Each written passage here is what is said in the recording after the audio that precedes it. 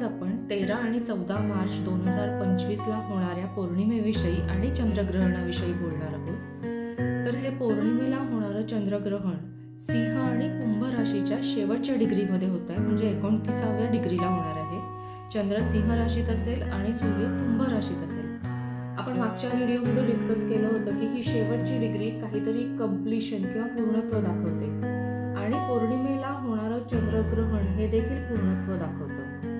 आता चंद्र जेव्हा सिंह राशीत असेल, सिंह रास ही स्वतःवर फोकस असलेली अतिशय क्रिएटिव्ह रास आहे, तेव्हा त्याचा कदाचित असा अर्थ असू शकतो की आपण आपली जी टेंडन्सी आहे फक्त स्वतःचाच विचार करण्याची, सेल्फ फोकस्ड असण्याची, ती एका पूर्णत्वाच्या शेवटच्या टप्प्यावर जाऊ शकते आणि मग आपला प्रवास संवेदनशीलता, दुसऱ्यांविषयीची सहानुभूती ह्या दिशेने सुरू होईल.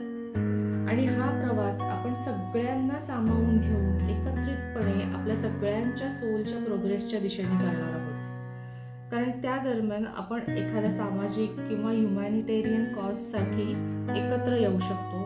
एखाद्या ग्रुपमध्ये किंवा कम्युनिटीमध्ये सुद्धा ही ॲक्टिव्हिटी आपण सुरू करू शकतो. सगळ्यांच्या बरोबर ही ॲक्टिव्हिटी करू शकतो. त्यावेळेस आपल्याला असं कल्पना असेल की आपल्यामध्ये काय वैशिष्ट्य आहेत, आपली काय युनिक पर्सनॅलिटी आहे आणि त्या योगे आपण ह्या प्रोजेक्टसाठी किंवा या कॉजसाठी काय कॉन्ट्रीब्युशन देऊ शकतो याची आपल्याला पूर्ण कल्पना असेल. आपल्याला एक इमोशनल क्लॅरिटी पण असेल, म्हणजे आपण पुरोगामी म्हणजेच प्रगतिशीलही असू विचारांमध्ये आणि त्याचबरोबर प्रॅक्टिकल पण असू. ह्या प्रोजेक्ट किंवा ग्रुपमध्ये पुढे आपल्याला काय अडचणी येणार आहेत याची आपल्याला अगोदरच कल्पना असेल आणि म्हणूनच आपण सुरुवातीपासूनच सेल्फ डिसिप्लिन आणू शकू याच्यामध्ये. आणि साधारणतः ह्या दरम्यान आपल्या भावना थोड्या गंभीरतेकडे, सिरियस टोनकडे जाणाऱ्या असतील. तसंच काही जणांना ह्या प्रोजेक्टमध्ये एक लीडरशिपचा रोल पण मिळू शकतो किंवा काही ऑथॉरिटी पण मिळू शकते. आता या चंद्रग्रहणाविषयी आणखी एक शक्यता आहे, कारण जे काही ग्रह एकत्र आले आहेत मीन राशीत आणि कुंभ राशीत आणि त्यांच्या ज्या काही एनर्जीज एकत्र झाल्या आहेत, त्यावरून असं वाटतंय की आपल्याला आपली एखादं इन्स्पिरेशन किंवा आपली एखादी प्रेरणा आहे तिला एखादा ठोस आकार द्यायला लागेल, म्हणजे आपण त्यातून काहीतरी चांगलं साध्य करू. म्हणजे काय तर सुचलेल्या कल्पनांवर एखादं पुस्तक लिहायला घेणे किंवा कविता लिहिणे, एखादं आर्टवर्क तयार करायला घेणे किंवा एखादं पेंटिंग करायला घेणं.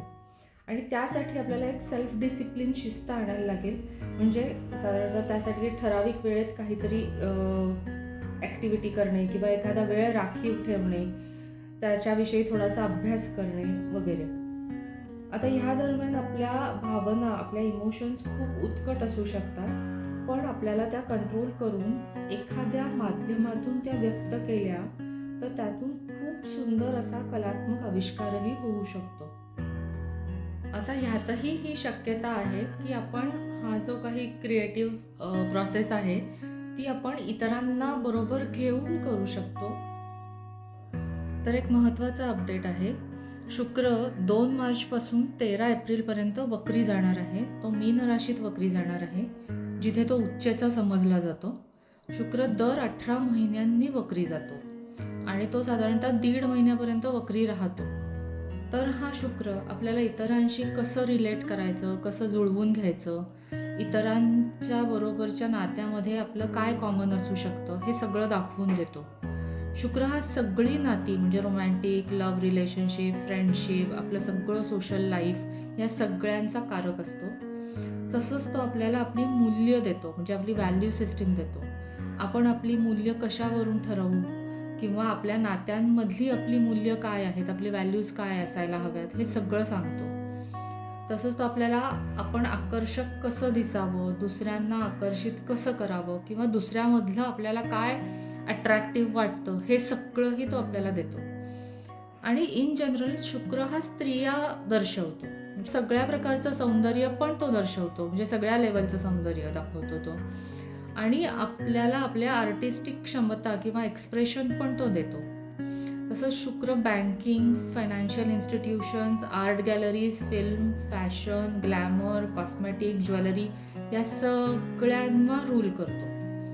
वृषभ आणि तूळ ह्या राशीचा तो स्वामी आहे आणि मीन राशीत तो उच्चचा असतो.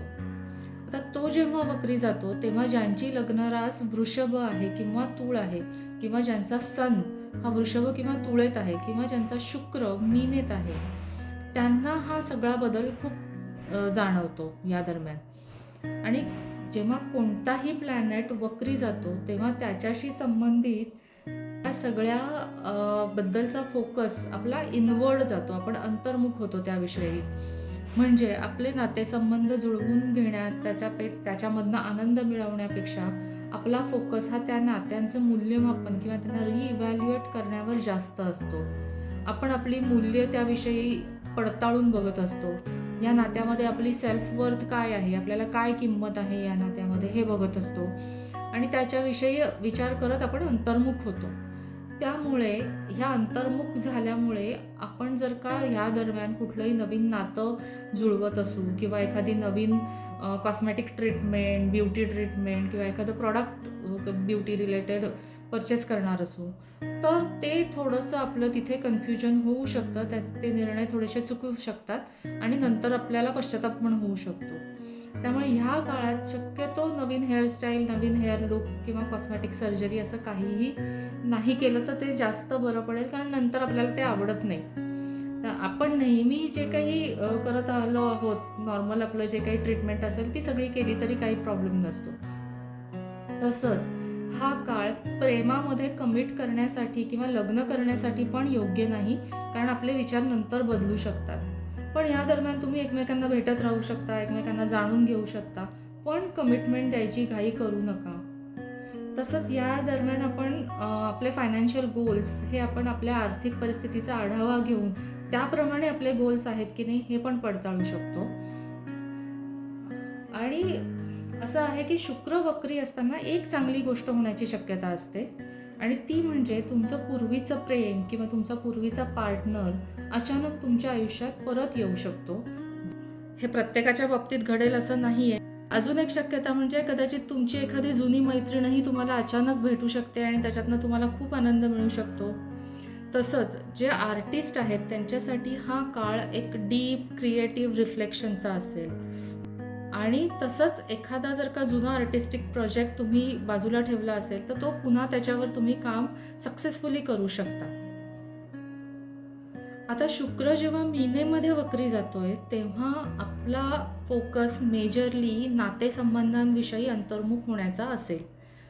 ते आपले स्पिरिच्युअल किंवा आदर्शवादी या दोन्हीपैकी कशावर तरी भर देऊन आपण ते पडताळून बघत असू, पण त्याविषयी कुठलीही ॲक्शन घेऊ नका, कारण अजून आपल्याला क्लिअर नाही आहे की आपल्याला या नात्यांमधनं काय हवं आहे. सो जस्ट ऑब्झर्व, फक्त ऑब्झर्व करा तुम्ही. तर असा हा शुक्र वक्री असण्याचा काळ असणार आहे. आता अजून एक अपडेट आहे, बुध सुद्धा वक्री जाणार आहे. तो 15 मार्चपासून वक्री जाणार आहे, ग्रहणाच्या एक्झॅक्टली दुसऱ्या दिवशीपासून ते 7 एप्रिलपर्यंत, आणि तो देखील मीन राशीतच वक्री जाणार आहे, एक्झॅक्टली सेम, ऑलमोस्ट सेम डिग्रीला ज्याच्यात शुक्र पण वक्री गेला होता. आता बुध आणि शुक्र दोघंही मीन राशीत वक्री जात आहेत आणि ते एकमेकांशी युती पण करणार आहेत.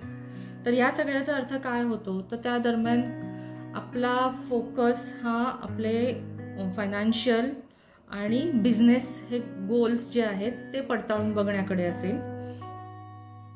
तसंच नाती आणि आपले आर्थिक व्यवहार याच्यामध्ये कुठंतरी मिसकम्युनिकेशन तरी होऊ शकतं किंवा कम्युनिकेशन गॅप पण असू शकते. आणि तिसरं असंही होऊ शकतं की आपले एखादे जुना क्लायंट किंवा आधी पूर्वी केलेलं काम आपल्याला त्याच ठिकाणून आपल्याला पुन्हा एक नवीन अपॉर्च्युनिटी पण मिळू शकते. आता बुध जेव्हा मीनेमध्ये असतो तेव्हा तो खूप इमॅजिनेटिव्ह असतो, इंट्युटिव्ह असतो, म्हणजे आपली कल्पनाशक्ती खूप छान असते, आपल्याला अंतर्ज्ञान पण जास्त चांगलं मिळत असतं त्यावेळेस. पण काही वेळेला तो तिथे कन्फ्युजन पण तयार करू शकतो, त्यामुळे डबल चेक करायला लागतात सगळ्या गोष्टी.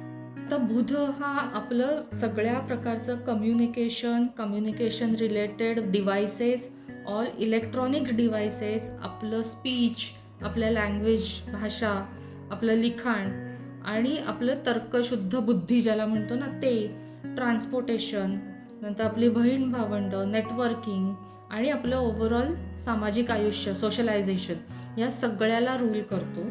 त्यामुळे बुध जेव्हा रिट्रोगेट जातो किंवा वक्री जातो तेव्हा ह्या सगळ्या रिलेटेड आपला जो फोकस असतो तो पुन्हा एकदा इनवर्ड जातो, आपण अंतर्मुख होतो. म्हणूनच त्या काळात आपल्याला जर का एखादं रिसर्च प्रोजेक्ट असेल, रिसर्च करायचा आहे, एखादं कंपॅरेटिव्ह ॲनालिसिस करायचं आहे, तर ते करण्यासाठी हा काळ खूप चांगला असतो. पण ह्या काळात कुठलंही एखादं कॉन्ट्रॅक्ट साईन करणे किंवा खूप मोठं काहीतरी खरेदी करणे, परचेसेस करणे किंवा कुठलेही इलेक्ट्रॉनिक आयटम खरेदी करणे यासाठी हा काळ चांगला नसतो. कारण आपलं नेहमीचं जे अलर्ट माइंड असतं ना, तर्कशुद्ध विचार करण्याची आपली कपॅसिटी ती जरा कमी झालेली असते, कारण आपण अंतर्मुख झालेलो असतो. त्यामुळे अशी शक्यता आहे की जे काही आपण खरेदी करू किंवा जे काही कॉन्ट्रॅक्ट करू ते सगळं नंतर आपल्याला आपल्या मनाप्रमाणे झालेलं नाही आहे किंवा ती वस्तू आवडलेली नाही आहे, असं सगळं होऊ शकतं. पण तरीसुद्धा तुम्हाला असं काही कंपल्शन असेल की त्या दरम्यानच तुम्हाला एखादी गोष्ट खरेदी करायची आहे, तर असं सजेशन असेल की त्याची रिसीट ठेवा, त्याची रिटर्न पॉलिसी किंवा रिप्लेसमेंट पॉलिसी आधीच बघून घ्या. म्हणजे जर का ते आवडलं नाही तर ते परत करण्याची शक्यता तुमची जास्त असते. आता आणखीन एका गोष्टीत आपल्याला त्याचे परिणाम जाणवतात, ते म्हणजे आपला प्रवास किंवा ट्रॅव्हल. असं होऊ शकतं की ट्रॅव्हलमध्ये आपल्याला डिलेज होऊ शकतात किंवा प्रवासाला जाताना एखादी महत्त्वाची गोष्टच आपण विसरू शकतो. म्हणजे बऱ्याचदा असं होतं की तिकीटच घरी राहिलंय, बोर्डिंग पास सापडत नाहीये आणि ह्या सगळ्यामुळे किंवा इतर काही कारणांमुळे आपली फ्लाईट मिस होणं, बस चुकणं किंवा ट्रेन चुकणं या गोष्टी या दरम्यान होऊ शकतात. त्यामुळे प्रवासाला जर का जात असाल तर अगदी डबल चेक करा, सगळं घेतलंय ना, सगळं व्यवस्थित आहे ना, टायमिंग पण बरोबर बघितलंय ना, हे सगळ्या गोष्टी करणं गरजेचं आहे. आता तुम्हाला असं वाटेल की हे फारच जरा काहीतरी सिरियस होत आहे का, तर नाही. रिट्रोगेट किंवा वक्री काळामध्ये असं काही भयंकर घडत नसतं, ते फक्त इरिटेटिंग घडत असतं, एम्बॅरेसिंग असतं की शी माझ्या हातनं असं कसं घडलं. त्यामुळे ते फक्त इरिटेशन असतं आणि आपण त्याच्याविषयी काही करू शकत नाही, एवढंच एक फक्त फिलिंग येत असतं. आणि असंही घडू शकतं की आपण एखाद्याला काहीतरी कम्युनिकेशन करतोय, म्हणजे व्हॉट्सअपवर एखादा मेसेज आपण काहीतरी एका वेगळ्या विचाराने लिहिला, पण वाचणाऱ्याने तो वेगळा वाचला, सो मिसकम्युनिकेशन झालं. किंवा एखादं आपण बोलतोय फोनवर आणि सेलफोनच बंद पडलाय, हँग झालाय किंवा लॅपटॉप डिस्चार्ज झाला, लॅपटॉप बिघडला, या सगळ्या गोष्टी या दरम्यान घडू शकतात. पण हा काळ ह्या इलेक्ट्रॉनिक गोष्टी रिपेअर करण्यासाठी मात्र अगदी चांगला असतो. त्या दरम्यान तुम्ही जर का ते रिपेअर करून घेतले तर ते चांगले होऊ शकतात. सो आणखी एक चांगली गोष्ट ह्या काळात घडू शकते, ते म्हणजे आपण आपल्या बहीण भावंडांबरोबर पुन्हा एकदा रिकनेक्ट होऊ शकतो. तुम्ही तसं प्लॅन करू शकता किंवा ते तसं आपोआप पण घडू शकतं आणि तुम्हाला त्याच्यातनं खूप आनंद मिळू शकतो. आणि तसंच एखादा आपला जुना मित्र किंवा मैत्रीण पण आपल्याला अचानक सरप्रायझिंगली भेटू शकते आणि आपल्याला त्याच्यातही खूप आनंद मिळू शकतो. तर असा हा बुधाचा वक्री असण्याचा काळ आहे. हा व्हिडिओ तुम्हाला कसा वाटला हे कमेंटमध्ये नक्की कळवा. ह्या व्हिडिओविषयी तुम्हाला काही प्रश्न असतील तर तेही तुम्ही कमेंटमध्ये लिहू शकता. आणि व्हिडिओ आवडला असेल तर नक्की लाईक करा, तुमच्या फॅमिली आणि फ्रेंड्सला शेअर करा आणि चॅनलला सबस्क्राईब करा. धन्यवाद.